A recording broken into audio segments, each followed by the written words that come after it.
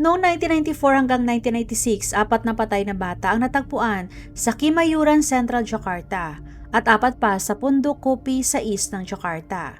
Hindi sila natagpuang magkakasama kundi isa-isa silang natagpuan at bawat isa ay nasa nakakabahalang kondisyon. Bawat isa sa mga biktima ay binuksan ng tiyan at nakita ng mga sugat sa kanilang puwet. Sa loob ng 2 taon, walang nahanap na anumang lead ang mga pulis.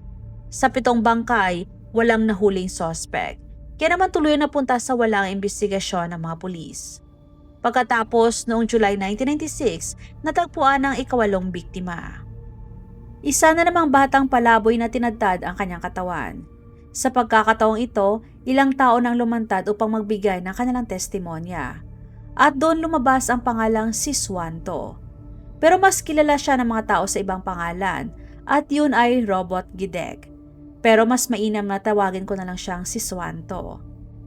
Ipinanganak si Swanto noong 1963 sa Kitandan, isang baryo sa Batang, Central Java. Galing siya sa isang napakahirap na pamilya. Ang kanyang ama ay isang magsasaka pero wala silang sariling lupa. Siya ay isang taong binabayaran upang gumawa ng mabibigat na trabaho sa bukiri ng ibang tao. Tulad ng maraming tradisyonal na pamilyang Javanese, ang kanilang amang tanging naghahanap buhay sa pamilya, habang ang kanilang ina naman ay nag-aasikaso ng tahanan. Dahil sa kahirapang ito, hindi kailanman nakapasok si Swanto sa paaralan, kaya lumaki siyang hindi marunong magbasa at magsulat. Mayroon din siyang kondisyon na nagiging sanhi ng paggalaw ng kanyang ulo sa kakaibang paraan. Pero sa kabilang mga balakid na ito, lumaki siyang masayahing bata na mahal ng kanyang mga kaibigan. Mahilig siya makipag-usap, ngumiti at binabati ang bawat taong nakakasalubong niya sa kalsada. Katunayan ay mabait siya sa lahat kahit nga sa mga taong madalas siyang tuksohin at pagtawanan. Tinuturing niya ang lahat bilang kanyang mga kaibigan. Ngunit dahil masyado siyang palakaibigan, inabuso na siya ng mga mas maedad na bata kaysa sa kanya. Hindi sa simpleng paraan na maaring naisip natin, kundi ginagamit siya para maging parausan ng kanilang sexual na pagnanasa. Mula sa pagkabata pa lang niya ay inabuso na siya sa ganoong paraan ng mga binatilyo. Noong una ay hindi pa maintindihan ni Swanto kung bakit siya nila pinagtatawanan o kung bakit hinahawakan ang maselang bahagi ng kanyang katawan. Habang siya ay nagkakaedad, naiintindihan na niya ang ginagawa ng mga nakakatandang lalaki sa kanya. Gusto niyang lumaban ngunit natatakot siyang masaktan. Ang pang-aabuso ay nagdulot ng malaking epekto sa kanya. Ang dating masayahin at madaldal na si Swanto ay naging tahimik at mahiyain. Sinubukan siyang kausapin ng kanyang mga magulang at tinanong kung may masama bang nangyari, ngunit iniiwasan niyang tumingin sa kanilang mga mata at nanatiling tahimik.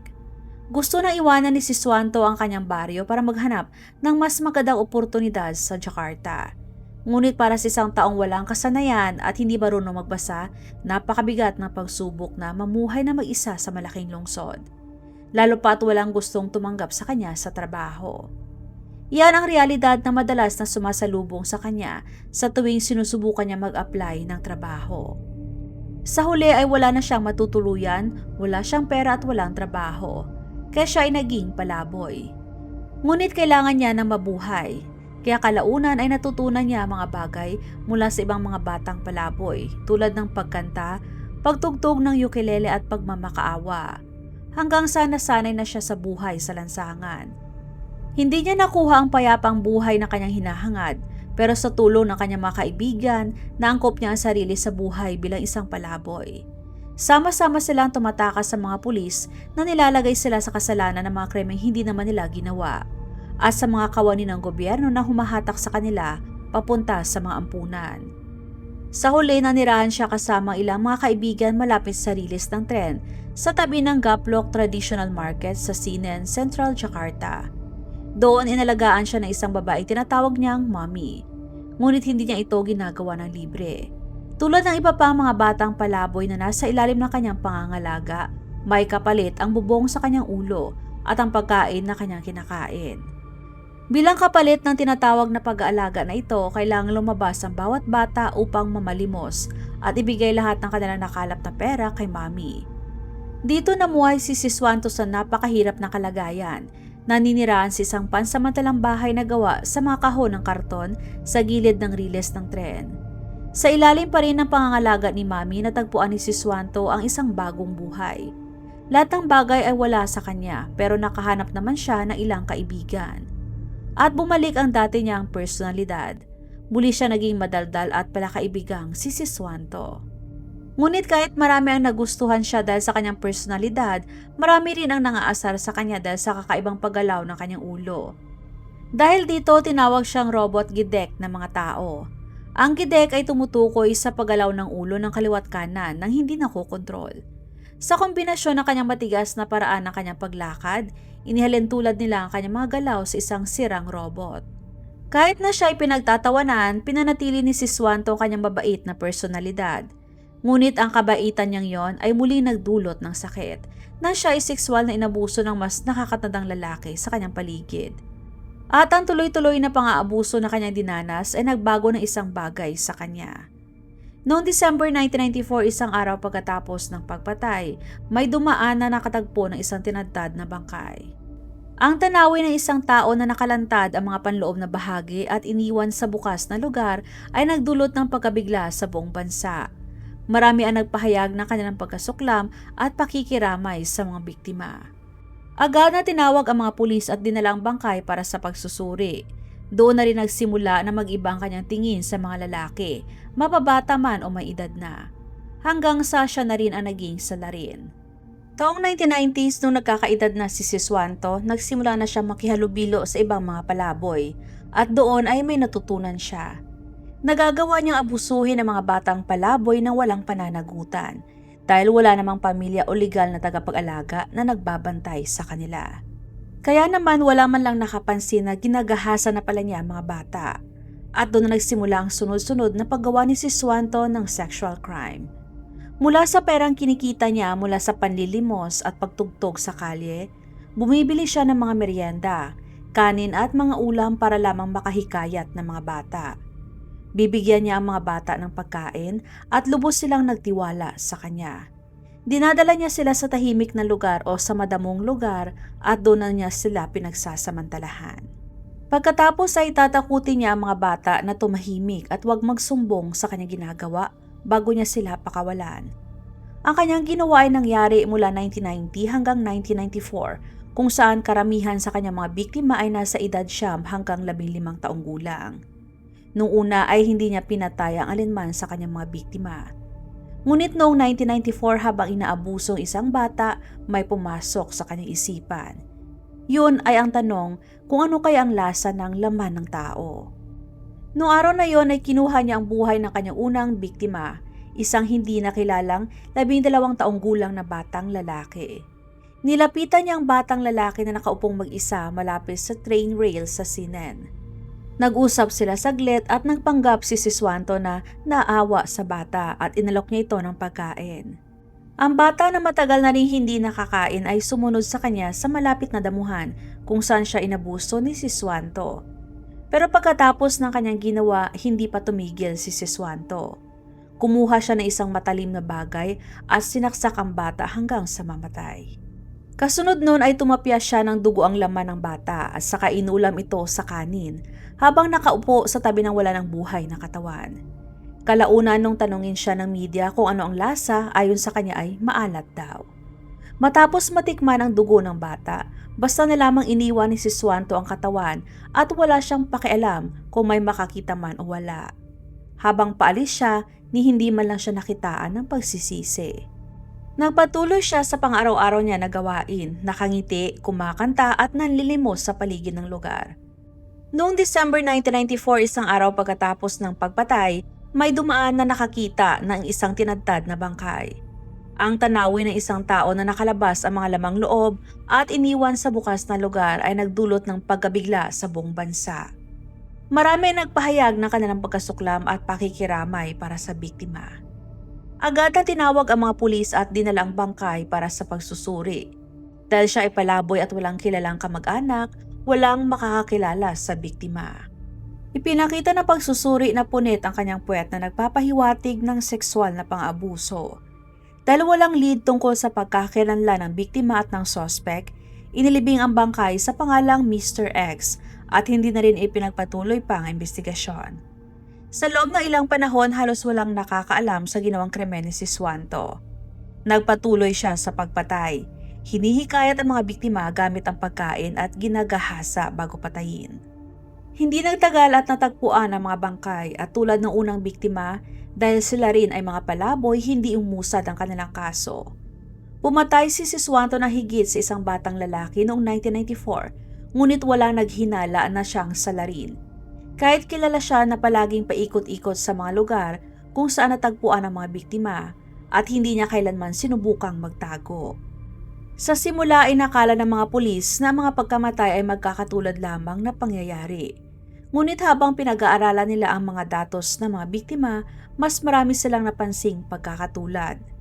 Lahat ng biktima ay mga lalaking minor de edad at lahat sila ay natagpuan ng mga katawan na hiniwa sa gitna at may mga sugat sa puwet. Lahat sila ay mga batang lalaki na walang mga kamag-anak na naghahanap sa kanila. Malinaw na alam ng salarin kung sino ang kanyang target. Ang mga katawan ay basta na lang ding iniwan sa mga lugar na mabilis silang makita. Mukhang walang pakialam at parang ipinagyayabang pa niya ang kanyang ginawa. Kahit na ilang beses pa man imbestigahan ng mga pulis ang mga lugar ng krimen, wala silang nahanap na ebidensya. Nagsimula silang maghinala na ang salarin ay isang taong may alam sa kanyang ginagawa, isang taong pamilyar sa pagpatay, isang taong may layunin na nagtulak sa mga pagpatay. Ngunit sino? Noong 1994, ilang mga biktima ang natagpuang patay. Lahat ay walang suot na damit at nagpapakita ng mga palatandaan ng sexual na pang-aabuso. Ngunit nang sinuri ng mga pulis ang mga bangkay, wala silang nahanap. Walang laway, walang sperm at walang DNA ng kahit anong uri. Dahil dito nang makarating ang balita sa publiko, may ilan na naniniwala na ang mga bata ay biktima ng black magic. Sa Indonesia, kahit karamihan ay mga Muslim, lagana pa rin ang paniniwala sa black magic at iba pang tradisyonal na espiritual na gawain. Hindi naging exemption ang kasong ito dahil sa kakaibang mga pangyayari, kondisyon ng mga bangkay at sa walang anumang ebidensyang naiwan. Kaya nagsimulang maniwala ang mga tao na maaaring hindi matunton ang pumatay dahil hindi ito tao. Bagaman tao pa rin siya, nagkaroon si Siswanto ng halimaw na pagnanasa at kakaibang kasiyahan sa pagpatay at ang lasa ng dugo ng tao. Noong 1995, isang batang lalaki ang natagpuang patay sa likod ng mga damuhan sa Pundok Kopi. At ibang lugar ng krimen na ito kumpara sa mga nauna. Habang ang mga naunang biktima ay natagpuan na hiniwa at nakabuyangyang na ang mga lamang loob, ang bangkay na ito naman ay tinadtad sa maraming bahagi. Nakuha ng mga pulis ang ulo, 2 paa, 2 braso at katawan na may hiwa sa tiyan. Inakala nila na pinutol-putol ng salarin ng bangkay para maisiksik niya ito sa isang sako.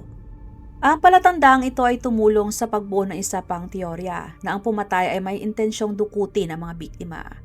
Marahil isang mayaman na kumukuha ng mga biktima gamit ang kotse na ng dudukot, ginahasa at pagkatapos ay pinatay sila kapag nagsawa na. Ngunit kung dinukot ang mga bata, dapat ay may mga palatandaan ng paglalaban o sugat mula sa pagtatanggol sa kanilang mga sarili. Pero wala ni isa sa mga biktima ay may ganoong mga palatandaan. Ibig sabihin malamang ay sumama sila ng kusa sa salarin o pinilit lang sa pamamagitan ng pananakot. Marahil ang salarin ay isang tao na kilala na nila, pamilyar at pinagkakatiwalaan. Nagsimulang maniwala ang mga pulis na ang pumatay ay isang tao na kabilang sa mundo ng mga biktima. Marahil isa ring palaboy. Malapit na sila sa katotohanan ngunit wala pa rin silang mga hinalang suspect. Hanggang sa may natagpo ang isa pang bangkay noong July 5, 1996. Ang biktima ay isang batang lalaki na nagngangalang Kasikin na natagpuan sa parehong kalagayan tulad ng unang biktima.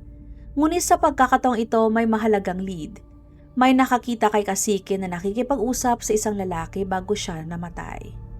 Ilang tao ang tinanong kabilang na ang mga lalaking kilalang sangkot sa mga kaso ng pang-aabuso sa bata sa lugar. Isa sa mga lalaking yon na tinatawag na Babe o Bakuni ay nakasaksi na nakita niya si Kasikin kasama isang lalaki bago mamatay ang bata. Noong mga oras na yon ay kausap ni Kasikin si Siswanto. Batay sa testimonyang ito, agad na kumilos sa mga pulis para hanapin siya. Ngunit nauna nang umalis si Siswanto papunta sa kanyang baryo sa Batam. Kaya naman nagpadala na ng mga pulis sa Batam, ngunit hindi nila siya matagpuan. Hindi sila nawala ng pag-asa at nagpatuloy sa paghahanap at sa wakas, Noong July 27, 1996, naaresto nila si Siswanto matapos magmakaawa at magpalhod sa istasyon ng tren sa Tegal. Habang tinitignan siya ng mga pulis, nagtataka sila kung talaga bang nahuli nila ang tamang tao. Dahil kung titignan mo si Siswanto, mukhang hindi niya kayang pumatay ng kahit sino. Isa sa kanyang paa ay pilay, sobrang payat at bahagya pang nakayuko.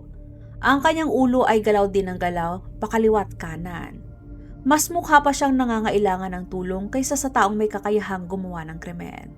Pero ilang araw matapos siyang maaresto noong August 6, 1996, umamin siya sa mga pagpatay. Sinabi niya na sa Jakarta, Pekalongan at Croya, ginahasa niya ang 12 mga palaboy na batang lalaki at saka sila pinatay. Pero sa 12 na kanyang inamin, 8 katawan lamang ang natagpuan, kasama na ang 2 biktima na nagngangalang Rio at Wisnu, kung saan ang mga putol-putol nilang katawan ay natagpuan sa damuhan malapit sa Kimayoran Airport. Kaagad bumalik ang mga pulis sa pinangyarihan ng krimen at pinagtuunan nila ng pansin kung saan natagpuan ang katawan ni Kasikin. At doon ay natagpuan nila ang sperm fingerprints ni Siswanto.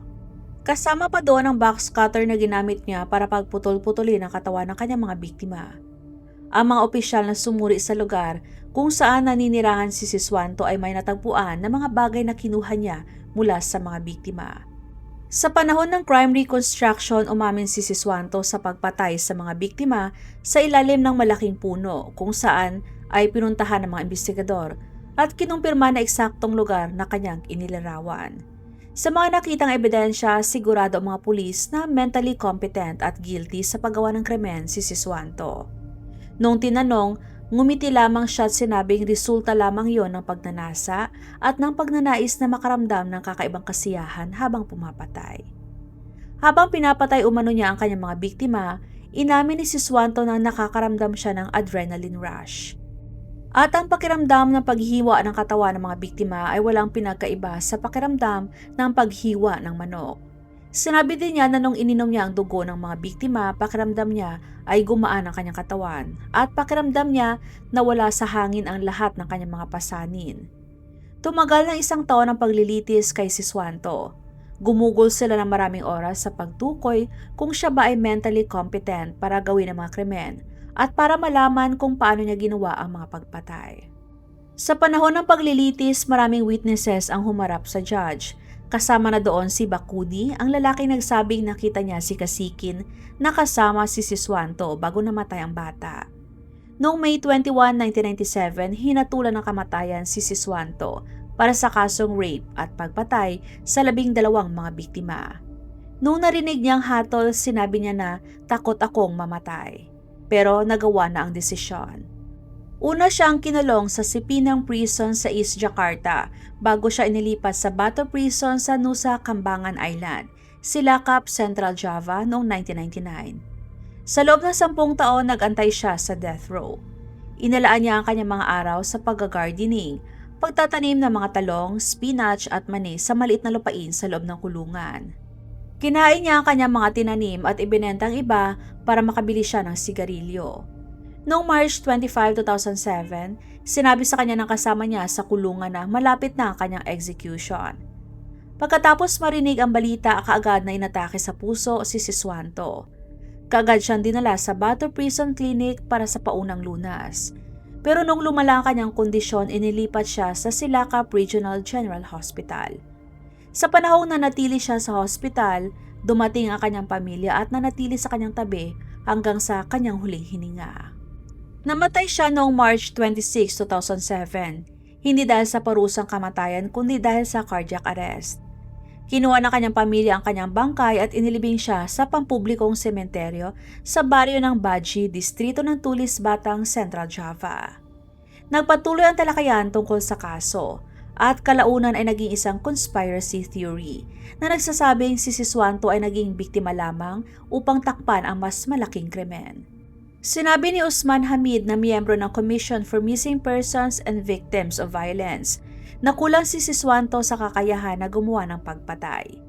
Bukod sa pagkakaroon ng mga isyu sa kalusugan sa mental health, kilala si Siswanto bilang isang taong mabait at mukhang inosente. Ayon sa marami na nakakilala sa kanya, Isang mabait na tao si Siswanto na walang masamang intensyon. Isang tao na kaya pang ngumiti kahit pa siya ay pinagsasamantalahan na ng iba. Kaya lumitaw ang isang tanong, kung hindi si Siswanto, sino ang tunay na salarin? Marami ang tumutok ng pansin sa tao nagsabing nakita si Kasikin kasama si Siswanto.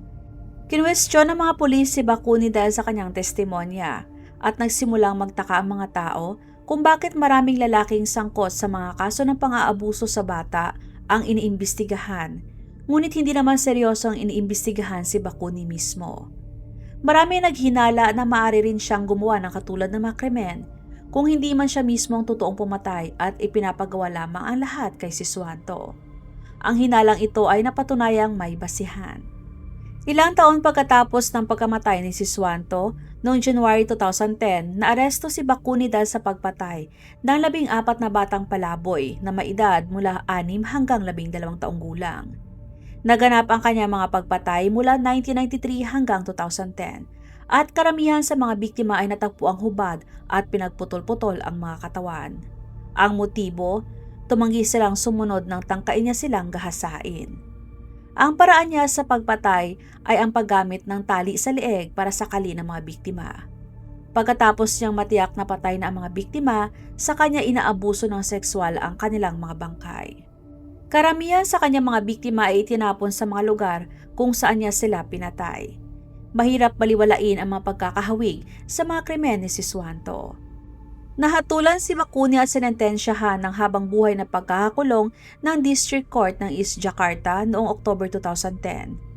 Pero pagkalipas ng 2 buwan, itinuring ng Jakarta High Court na hindi sapat ang hatol at sinentensyahan si Bakuni ng kamatayan.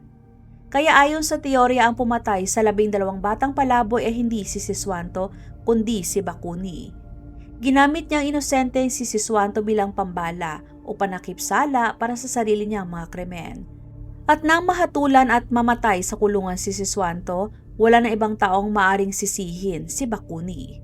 Marami nagsasabing sa kaso ni Siswanto ang testimonya lamang ni Bakuni ang naging dahilan ng pagkakasentensya at ang pangunahing testimonya na nagbunga ng hatol na kamatayan.